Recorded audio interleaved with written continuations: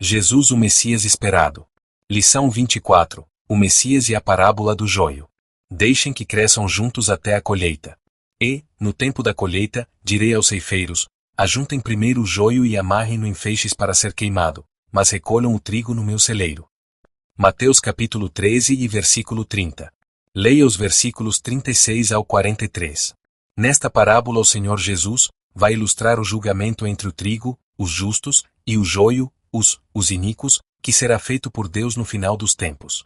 Leiamos Mateus capítulo 13 e versículos 24 ao 29. Jesus lhes propôs outra parábola, dizendo: o reino dos céus é semelhante a um homem que semeou boa semente no seu campo. Mas, enquanto todos estavam dormindo, veio o inimigo dele, semeou o joio no meio do de trigo e foi embora. E, quando as plantas cresceram e produziram fruto, apareceu também o joio. Então os servos do dono da casa chegaram e disseram: patrão, o senhor não semeou boa semente no seu campo? De onde, então, vem o joio? Ele, porém, lhes respondeu: um inimigo fez isso. Mas os servos lhe perguntaram: o senhor quer que a gente vá e arranque o joio? O dono da casa respondeu: não. Porque, ao separar o joio, vocês poderão arrancar também com ele o trigo. O joio, uma planta muito semelhante ao trigo, porém inútil e potencialmente danosa, representa as influências malignas que podem crescer no meio dos justos. Jesus explica a parábola do joio, e ela, também, possui o semeador e a semente, mas aqui, estes elementos têm outro significado, se não vejamos. Aqui o semeador é o Filho de Deus, o campo é o mundo, a semente não é a palavra de Deus, como na parábola do semeador, mas, sim, os filhos do reino.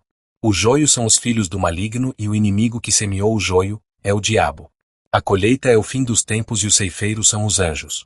O joio será separado e lançado no fogo, o trigo será recolhido ao celeiro. Isto representa a separação eterna entre os justos e os ímpios. Vejam quanta revelação Jesus faz aqui.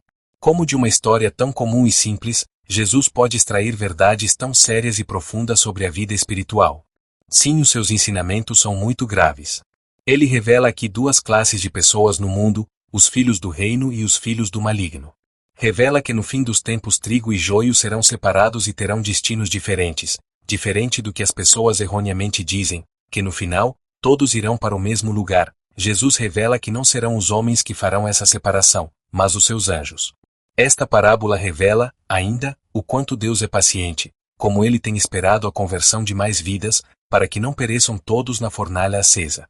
Esta mensagem é um grito de alerta, conclamando a todos a sermos cristãos verdadeiros e sinceros, trigo e não apenas aparência dele.